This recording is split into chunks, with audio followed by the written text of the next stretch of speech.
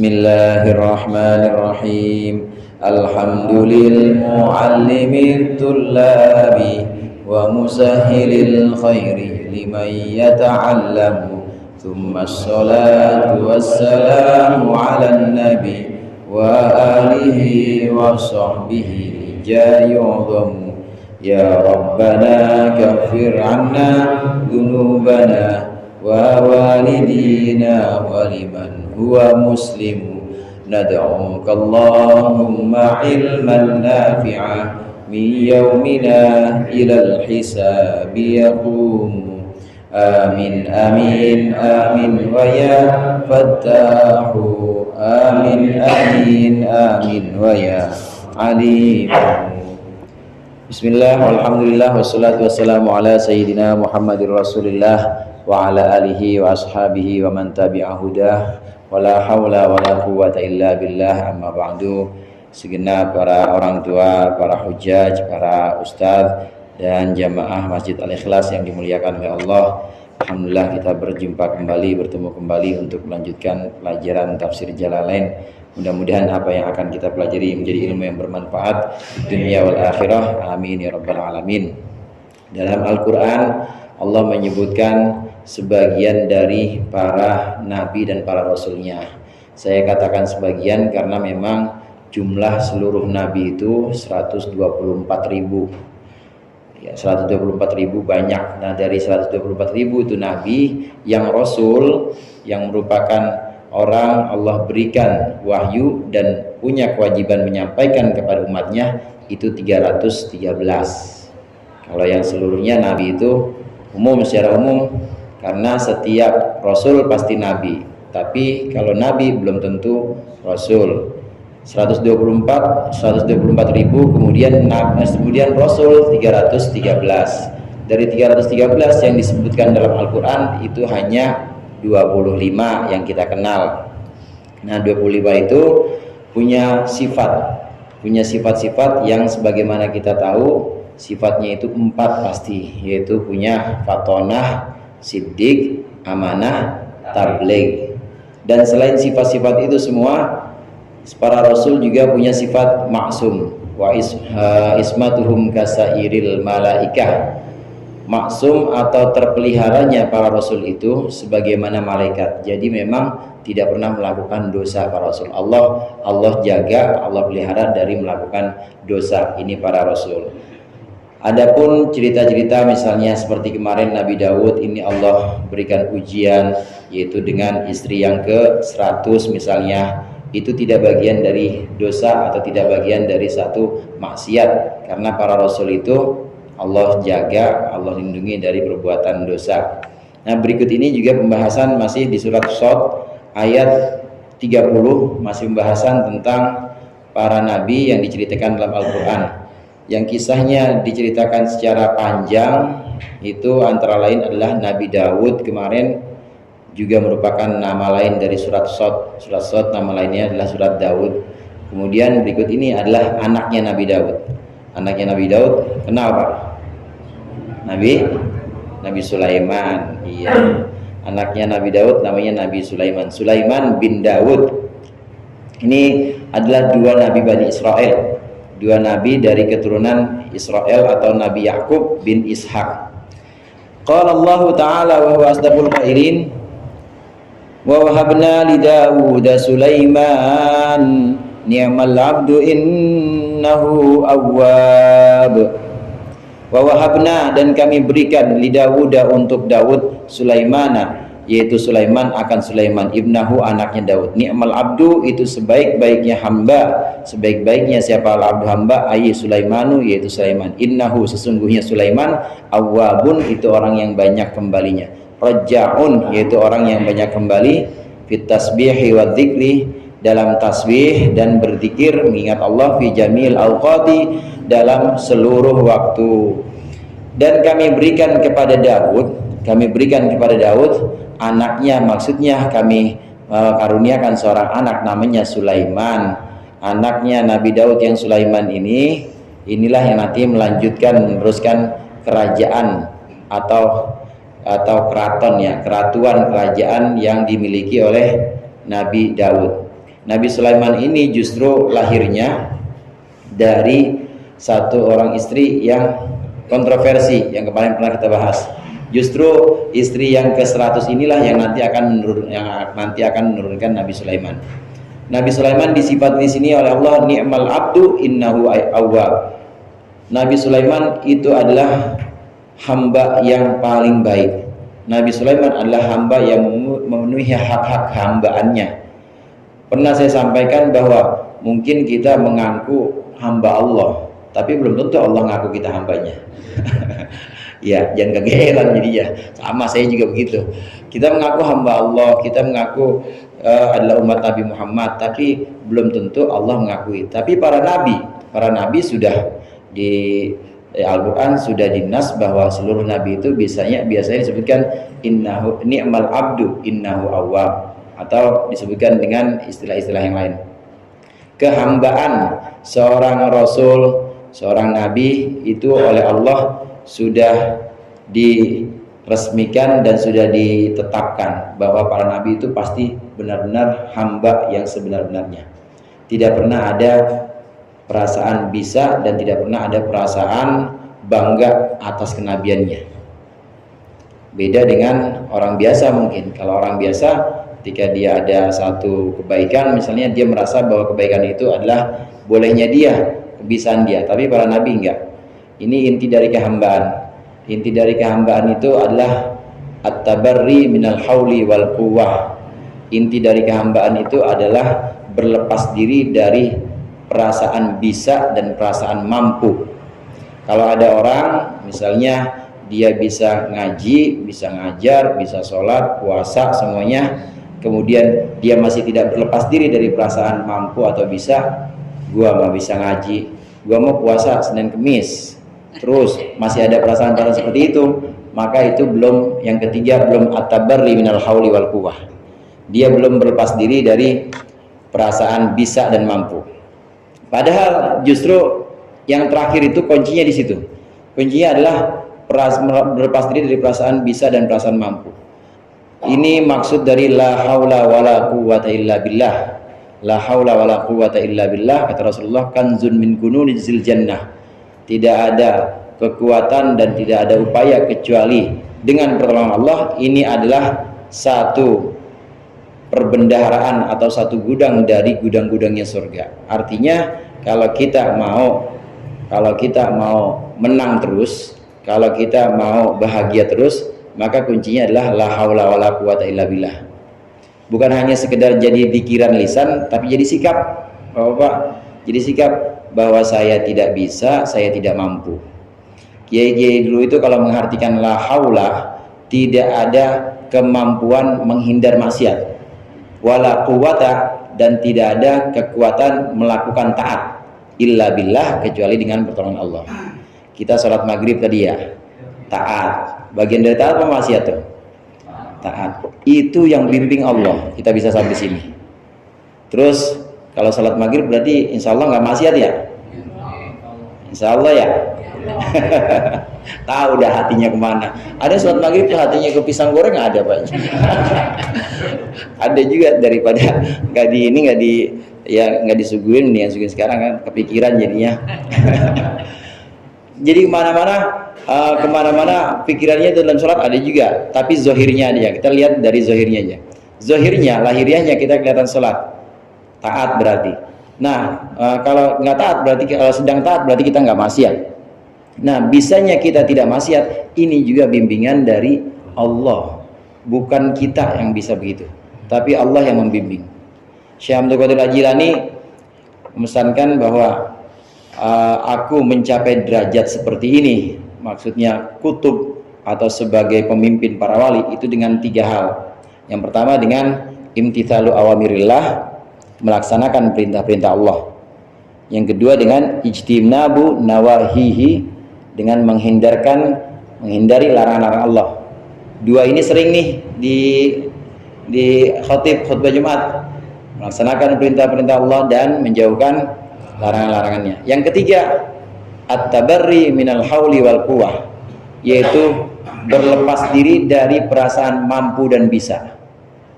Saya mampu, bebas dari maksiat, saya mampu menghindari dangdut, saya mampu nggak nyawer lagi sekarang. Kalau udah saya yang keluar, nah itu bahaya. Begitu juga aku mah bisa ngajar, aku mah bisa sholat, aku mah jamaah terus. Kalau udah keluar aku merasa yang paling mulia, yang paling baik, nah itu udah harus diwaspadai. Oleh karenanya selain imtithalu awamirillah wajtinabu nawahihi, selain melaksanakan perintah Allah dan menghindarkan larangan-larangannya, maka untuk mencapai posisi kehambaan seperti para nabi ini harus at-tabarri minal hauli wal quwwah, harus melepaskan diri dari perasaan mampu, perasaan bisa, dan ngaku-ngaku. Acara orang ya, acara para kiai sebenarnya ngaku-ngaku itu nggak boleh. Ngaku-ngaku ini mengklaim bahwa ini sholat saya, ini ngaji saya ya Allah, ini sholat saya ya Allah, mana dong pahalanya?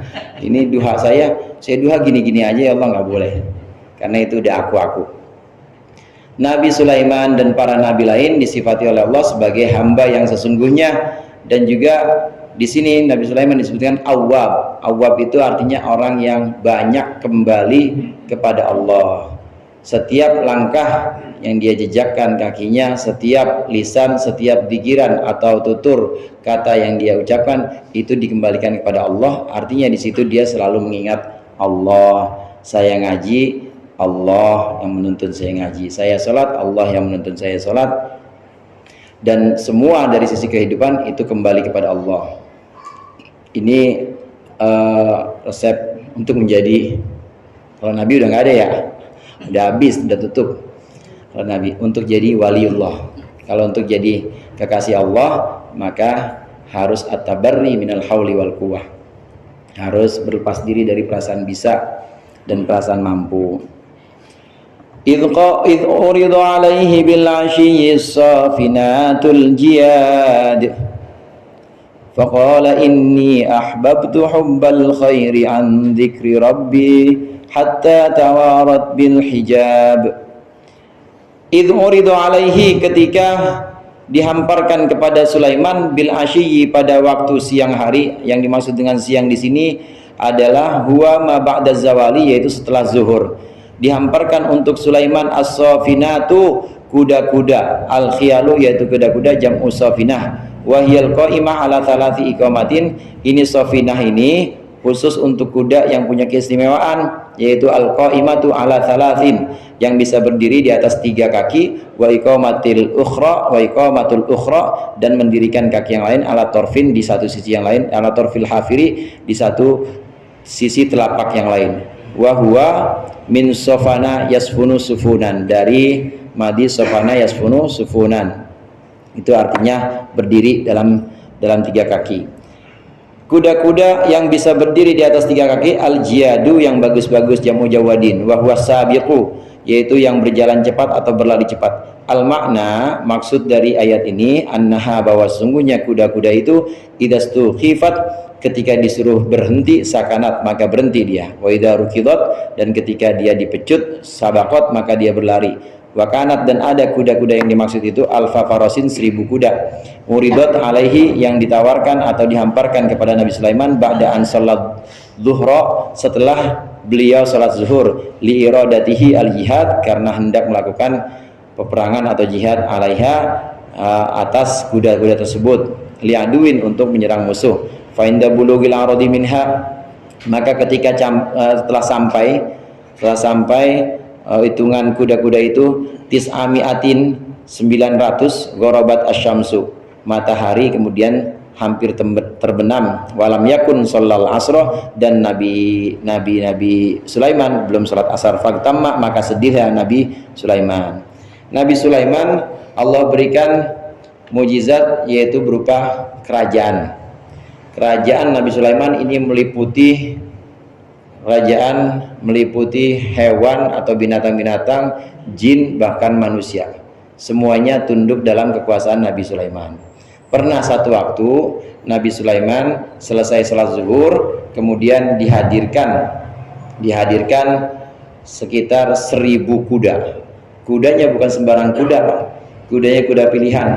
Zaman dulu itu peperangan ada kuda-kuda cepat, ada juga kuda-kuda cepat yang terampil.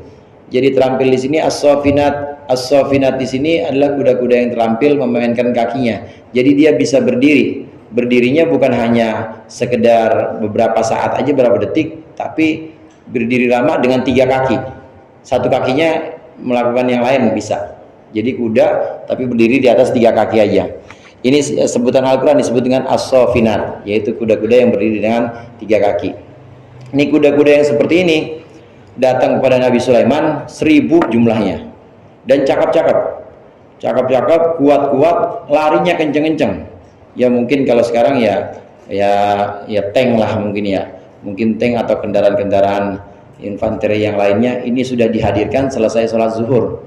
Nabi Sulaiman yang namanya raja inspeksi, kemudian ngawasin semua, diteliti satu persatu, dilihat juga berapa jumlahnya semuanya, karena memang akan berangkat perang waktu itu. Habis zuhur itu kejadian. Nah kemudian lewat waktu asar, bahkan sampai mau maghrib, hampir matahari terbenam. Lupa Nabi Sulaiman lupa belum sholat asar waktu itu. Emang Ustaz, emang dulu orang sholat kayak kita kayak sekarang, sholat Nabi dulu emang kayak kita sekarang sholat 5 waktu. Waktunya sama Pak. Waktunya sama sebagaimana waktu yang diberikan kepada Nabi Muhammad dan kepada kita umat Nabi Muhammad. Hanya saja jumlahnya beda 50. Tapi waktu-waktu yang sudah ada, yaitu waktu subuh, zuhur, asar, maghrib, isya, itu ya waktunya seperti itu. Waktu-waktu sholat. Cuma ya zuhur itu 10. Ya, zuhur itu 10 kali sholat, subuh 10 kali sholat, kemudian asar 10 kali sholat, sampai maghrib 10 kali sholat. Jadi sampai isya 10 kali sholat. Jadi semuanya 50 kali. 50 waktu sholat. Waktunya jadi sama. Nabi Sulaiman lupa belum sholat asar ketika meneliti kuda-kuda yang bagus-bagus, yang cakep-cakep itu, yang memang akan diberangkatkan untuk perang.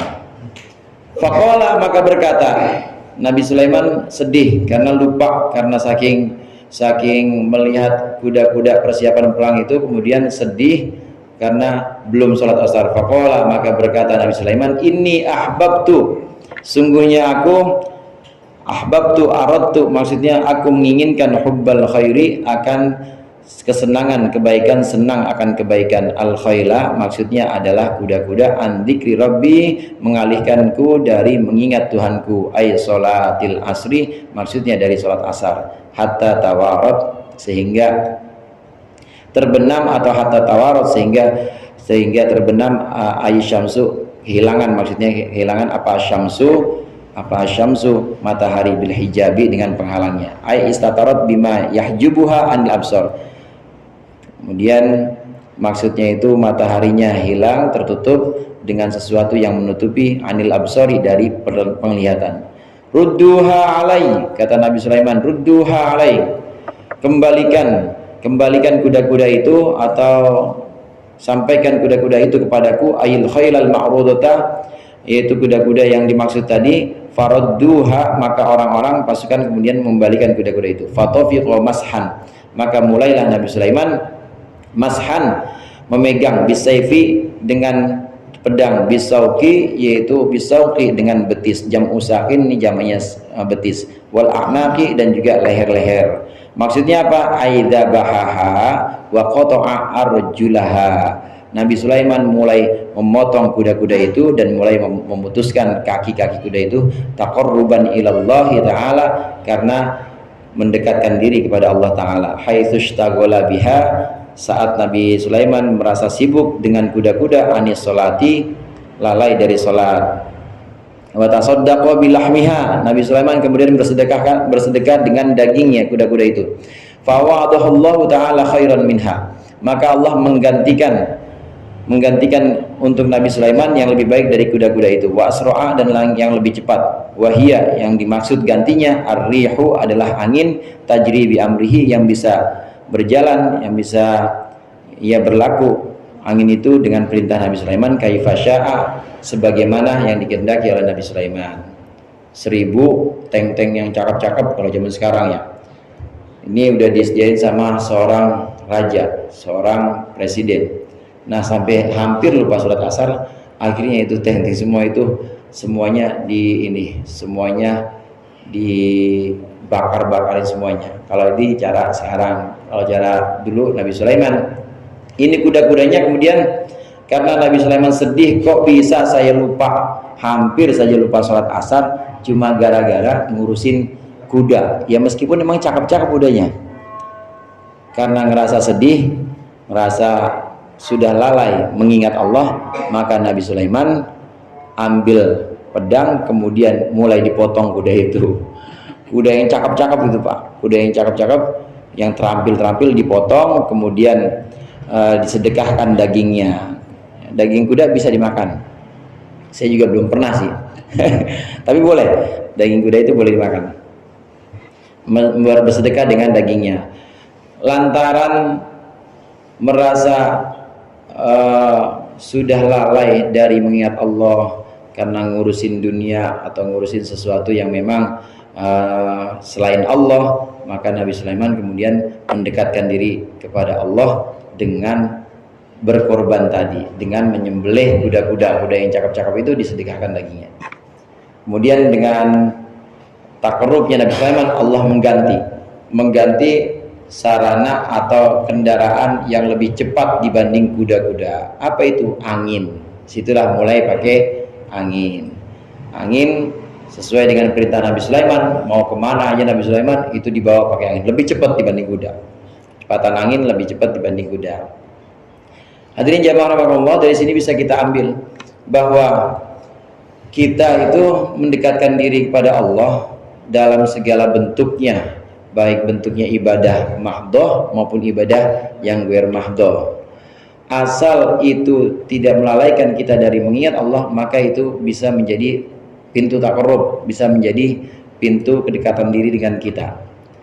Ya, orang yang misalnya kegiatan sehari-harinya dagang, kegiatan sehari-harinya jualan misalnya, atau pergi ke kantor, asal itu bukan maksiat aja, kemudian dia niatkan itu untuk Allah, maka jadi itu ibadah. Nah, ibadah ini kemudian kalau kita niatkan untuk mendekatkan diri kepada Allah, maka itu bisa. Asal jangan ini aja, asal jangan lupa pada Allah dan terus ingat, terus mengingat Allah ketika kita melakukan aktivitas itu, melakukan kegiatan pekerjaan dimanapun itu. Untuk orang-orang atau untuk kalangan yang memang masih banyak urusannya, ya memang tetap harus melakukan ma'isyah atau mencari penghidupan, cari nafkah masih terus. Cuma jangan melalaikan itu dari mengingat Allah. Jangan melalaikan dari mengingat Allah, dagangan kita, ngaji kita, kemudian kantor kita, jangan sampai membuat kita itu lupa dari Allah. Itu yang bisa kita ambil dari ayat ini. Karena melupa kepada Allah itu nanti bisa menyebabkan pintu masuknya maksiat, menyebabkan pintu masuknya dosa-dosa. Kalau kita ingat Allah, maka Allah juga akan mengingat kita. Sejak saat itu kemudian Nabi Sulaiman Allah ganti kendaraannya, bukan pakai itu lagi kuda-kuda, tapi pakai angin, lebih cepat dibanding kuda. Walaqad fatanna Sulaiman walaqad fatanna wa alqaina ala kursiyyihi jasada thumma anab. Walaqad fatanna Sulaiman, dan sungguh kami sudah menguji Sulaiman, mencoba Sulaiman. Ibtalainahu, maksudnya kami uji Sulaiman bisalbil mulkihi, dengan mencabut kekuasaannya Sulaiman. Wadhalika, dan itu kisahnya litazawujihi bimro'atin hawaha, yaitu karena nikahnya Nabi Sulaiman bimro'atin hawaha, dengan perempuan yang dia cintai. Emang harta, tahta, dan wanita nih Pak ya. Perempuan lagi godaannya nih. Wa kanat ta'budul asnam, wa kanat, dan ada perempuan itu ta'budul asnam, ta'budus sonam, menyembah berhala, fi darihi, di rumahnya Nabi Sulaiman, min ghairi ilmihi, tanpa sepengetahuan Nabi Sulaiman. Wa kana mulkuhu fi khatamihi, dan kerajaan atau kekuasaan Nabi Sulaiman itu ada di cincinnya Nabi Sulaiman. Fanaza'ahu, maka kemudian mencabut Nabi Sulaiman akan cincin marrotan pada satu waktu inda iradatil khala, ketika dia ingin masuk kamar mandi, wa wada'ahu inda imraatihi al-musammati bil Aminah, dan dia serahkan kepada istrinya yang bernama Aminah ala adatihi, kayak biasanya. Faja'aha, maka kemudian mendatangi Nabi Sulaiman akan Aminah, faja'aha, maka mendatangi akan Aminah siapa? Jinniyun, seorang jin, fi surati Sulaimana, dalam bentuk Nabi Sulaiman. Fa akhadahu minha, maka jin itu mengambil cincin dari Aminah. Wal qaina, dan kami lemparkan ala kursihi, atas kursinya Sulaiman, sehingga sananya Sulaiman, jasadan, satu jasad. Huwa dzalikal jinnu, yaitu jin itu. Wa huwa sakhrun, dan yang dimaksud itu adalah jin yang namanya sakhr. Awairuhu, atau selain sakhr. Jalasa ala kursiyihi, kursi Sulaiman, dia duduk di atas kursi Sulaiman. Wa akafat alaihi tayra, dan dia bisa menundukkan di atas kursi itu burung, wa ghairaha, dan selain burung. Fa kharaja Sulaiman, maka keluarlah Nabi Sulaiman, fi ghairi hayatihi, dalam bentuknya bukan bentuknya Nabi Sulaiman. Fara'ahu ala kursihi, maka dia melihat si jinni atau sokhar ala kursihi, di atas kursi kerajaannya. Wa qala linnas ana Sulaiman fa ankaruhu, dan Nabi Sulaiman berkata kepada orang-orang, ini saya raja kamu Sulaiman. Fa ankaruhu, maka orang-orang tidak mengenal Nabi Sulaiman. Tsumma anaba, kemudian kembali Nabi Sulaiman, maksudnya roja'a Sulaiman ila mulkihi, kembali kepada kerajaannya, ba'da ayyamin, setelah beberapa hari. Bi an wasala ilal khatami, ketika dia sudah sampai atau menemukan cincinnya. Falabisahu, maka kemudian Nabi Sulaiman menggunakan cincin. Wa jalasa ala kursiyihi, dan dia duduk di atas kursi Nabi Sulaiman. Nabi Sulaiman duduk di atas kursinya, kembali lagi maksudnya.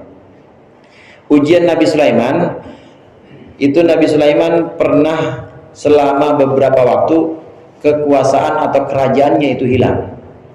Hilang di sini bukan fisiknya hilang, bukan, tapi dia nggak bisa ngapa-ngapain, nggak bisa ngatur apa-apa. Jadi semacam dia apa kalau sekarang tuh dimakzulkan, dimakzulkan. Jadi nggak bisa berbuat apa-apa selama beberapa hari. Dia mengatakan satu riwayat 40 hari nggak bisa ngapa-ngapain Nabi Sulaiman. Nabi Sulaiman punya cincin, Bapak-bapak. Cincinnya Nabi Sulaiman ini tulisannya la ilaha illallah Muhammadur Rasulullah. Nabi Muhammad di situ. Jadi para nabi memang tetap Nabi Muhammad itu jadiin jimat. Nabi kita dari dulu udah dijadiin jimat. Itu maharnya Nabi Adam dengan Siti Hawa. Allahumma sholli ala Sayyidina Muhammad. Udah Nabi Muhammad udah. Walaupun belum ada, belum tercipta secara jasmani, tapi ruhnya Nabi Muhammad itu sudah Allah ciptakan lebih dulu dibanding makhluk semuanya. Yang pertama kali yang Allah ciptakan itu adalah ruh Nabi Muhammad, yang kadang disebut dengan Nur Muhammad atau cahaya Nabi kita Nabi Muhammad. Cincinnya Nabi Sulaiman isinya la ilaha illallah Muhammadur Rasulullah. Ini cincin, kalau Nabi Sulaiman ke kamar mandi misalnya, ini harus dilepas, buang hajat harus dilepas, dan pasti makainya juga selalu ada wudu, nggak pernah lepas wudu, pasti dipakai dan selalu dalam keadaan berwudu. Kalau Nabi Sulaiman itu ke kamar mandi, biasanya dikasih ke seorang istrinya yang namanya Aminah. Ada yang mengatakan Aminah ini bukan istri, tapi Ummul Walad. Ummul Walad itu hamba saya, cuma dia melahirkan anak tuannya. Ini namanya Aminah. Ditaruh ke Aminah. Cincinnya kayak begini Pak nih. Jangan dicari, nggak ada sekarang. Kasih ke Aminah. Kasih ke Aminah. Kemudian setelah itu selesai dari kamar mandi, Nabi Sulaiman keluar. Nah, nggak bertemu dengan Aminah. Nggak bertemu dengan Aminah. Kemudian beberapa saat kemudian baru minta kepada Aminah, mana cincin saya? Loh, bukan tadi udah diambil? Kata Aminah. Enggak, saya belum ambil, kata Nabi Sulaiman, saya belum ambil, saya belum pakai. Ini terjadi beberapa hari, ada yang mengatakan 40 hari Nabi Sulaiman nyari cincin itu. Karena tidak pakai cincin ini, kekuasaannya adanya di cincin. Maka itu burung yang harusnya nurut, kemudian jin-jin yang harusnya nurut, manusia yang harusnya kenal siapa Nabi Sulaiman, ini jadi nggak kenal. Semuanya jadi asing kepada Nabi Sulaiman. Saat itu udah ada sosok atau udah ada orang di kursi singgasananya Nabi Sulaiman. Ini adalah orang yang tadi nyaru-nyaru jadi Nabi Sulaiman. Bukan orang sebenarnya, dia jin. Jin yang nyaru jadi Sulaiman, kemudian minta cincin itu. Mana Aminah? Sini cincin saya, dikasih sama jin itu. Jinnya namanya Soher. Kalau namain anak jangan Soher ya. Namanya Soher jinnya. Selama beberapa hari ini Soher pakai cincinnya Nabi Sulaiman dan bisa menundukkan burung, semuanya, angin, semuanya ditundukkan oleh Soher karena pakai cincinnya Nabi Sulaiman. Ini terjadi beberapa waktu atau 40 hari sampai kemudian kembali Allah kembalikan cincinnya dengan jalan tertentu yang nanti banyak riwayatnya. Ada yang diceritakan oleh Imam Jalal di sini, ada sebab kenapa Nabi Sulaiman sampai diberikan uji coba itu, diberikan cobaan itu. Karena sebabnya Nabi Sulaiman nikah dengan seorang perempuan. Ini perempuan nyembah berhala tanpa sepengetahuan Nabi Sulaiman. Ini yang diambil oleh Imam Jalalain. Dan ini Imam Jalalain juga pasti tidak, para mufassir itu nggak mungkin ngarang, tapi melalui dengan bantuan riwayat atau dengan hadis-hadis. Hadis yang diambil di sini oleh Imam Jalalain bahwasannya Nabi Sulaiman kenapa sampai diberikan fitnah atau cobaan seperti itu, karena dia nikah dengan seorang perempuan, itu perempuan menyembah berhala, dia nggak tahu, dan itu berlangsung lama dia menyembah berhala. Maka Allah kasih ujian, hilang kerajaannya, nggak bisa ngapa-ngapain Nabi Sulaiman dengan kekuasaannya itu.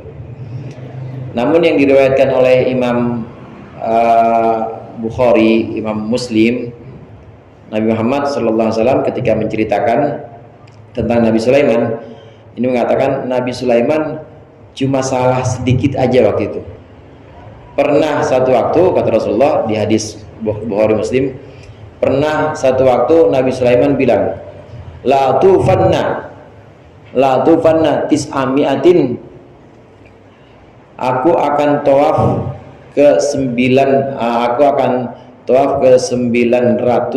orang malam, dalam satu malam dengan orang, dengan supir atau dengan pengemudi yang semuanya pernah jihad semuanya. Nabi Sulaiman itu punya istrinya 1000 Pak. Istrinya 1000. Nah selama 1000 itu ya biasa digilir. Nabi Sulaiman pernah kelepasan, dia ngomong, saya semalam akan saya kelilingi semua perempuan saya semua, dan akan saya ajak atau yang mengantarkan saya ini orang yang pasti udah pernah berjuang di jalan Allah. Nah kemudian ada yang sahabatnya Nabi Sulaiman bilang insya Allah, jangan bilang gitu tapi bilang insya Allah. Nabi Sulaiman lupa waktu itu nggak bilang insya Allah, cuma gara-gara lupa nggak bilang insya Allah. Wala taqulanna li syai'in inni fa'ilun dzalika ghadan illa ayyasha Allah. Kan kita nggak boleh bilang bahwa besok saya bisa ini, besok saya akan ini, kecuali kalau Allah menghendaki. Maksudnya bilanglah insya Allah. Karena tidak mengucap insya Allah, Nabi Sulaiman bilang ingin tawaf atau ingin gilir semua istrinya dalam satu malam, dan saya pasti bisa, lupa nggak bilang insya Allah, maka Allah beri cobaan, ujian dengan ini. Ini riwayat yang sahih yang dari Imam Bukhari dan Muslim. Namun yang diriwayatkan oleh Imam Jalal di sini sebabnya adalah tadi ada seorang perempuan yang dinikahi oleh Nabi Sulaiman dan dia menyembah berhala di rumahnya Nabi Sulaiman, berani-berani nyembah berhala. Di rumahnya Nabi Sulaiman berani-berani nggak sembahyang, maksudnya. Kalau Nabi Sulaiman lagi pergi, dia mulai nyembah berhala. Berhalanya ini adalah satu jasad atau satu patung yang dibikinkan oleh setan-setan atau jin-jin yang disuruh oleh, ya diminta sama dia, diminta sama istri ini, diminta sama istri yang penyembah berhala ini. Bentuknya patung, kemudian disembah, dan disembah juga oleh beberapa pembantu-pembantu yang ada di rumah istri itu. Lantaran itu kemudian Allah uji Nabi Sulaiman, hilang kerajaannya hingga 40 hari. Namun Allah kembalikan, dan Nabi Sulaiman kemudian bertobat kepada Allah, mohon ampun kepada Allah. Maka Nabi Sulaiman berkata, qala rabbi firli wa habli mulkan la yanbaghi li ahadin min ba'di innaka antal wahhab. Qala, berkata Nabi Sulaiman, Rabbi, ini ayat ke-25, ayat ke-35. Rabbighfirli, ya Tuhanku ampuni aku, wahabli mulkan, berikan kepadaku kerajaan la yang bagi la yakunu li ahadin min ba'di, yang tidak akan pernah ada setelahku, tidak akan pernah ada milik siapapun setelahku. Ai siwaya nahwa, maksudnya adalah yang semisal denganku, yang mirip denganku. Famay yahdihi min ba'dillahi, maka siapa yang akan menunjukkan setelah Allah, ai siwallahi, maksudnya selain Allah. Innaka antal wahhab, sesungguhnya engkau adalah zat al-wahhab yang maha memberikan atau banyak pemberiannya. Nabi Sulaiman kembali kepada Allah, mohon ampun kepada Allah. Ya Allah, ampuniku, ampuni aku, dan berikanlah aku kerajaan yang tidak akan pernah ada, yang tidak akan pernah ada untuk siapapun setelahku. Jadi memang satu-satunya kerajaan yang meliputi seluruh makhluk ya cuma Nabi Sulaiman aja. Cuma kerajaan Nabi Sulaiman. Setelah itu nggak ada. Hadirin jamaah rahimakumullah, memang para nabi itu Allah berikan mukjizat itu sesuai dengan kecenderungan zaman itu. Zaman Nabi Sulaiman, zaman Nabi Daud, memang zamannya kerajaan, zamannya kekuasaan, di mana orang-orang itu banyak juga yang kemudian meremehkan kekuasaan-kekuasaan, meremehkan raja-raja. Maka Allah berikan mukjizat Nabi Sulaiman, itu adalah kerajaan. Mukjizat itu sesuai dengan kecenderungan zamannya. Kalau zamannya saat itu memang cenderungnya adalah kekuasaan politik seperti kerajaan ini, maka Allah berikan mukjizat berupa kerajaan sebagaimana Allah memberikan Nabi Sulaiman.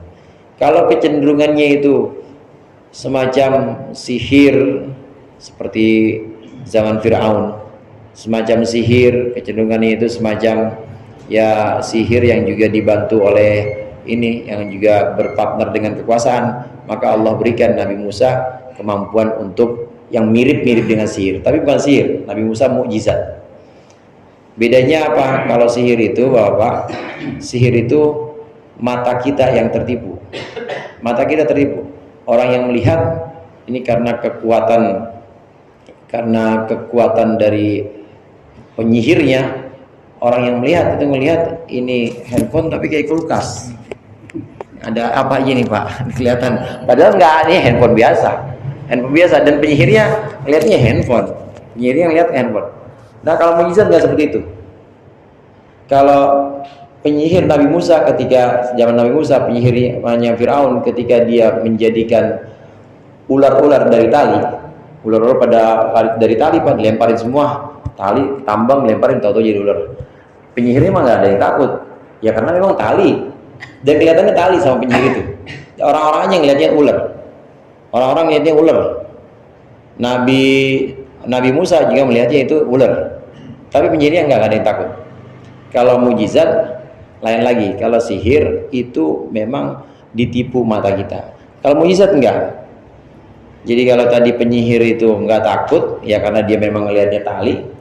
Nah kalau Nabi Musa ngelihat tongkatnya dilempar jadi ular, ular beneran itu, bukan tipuan mata, ular beneran dan benar-benar takut.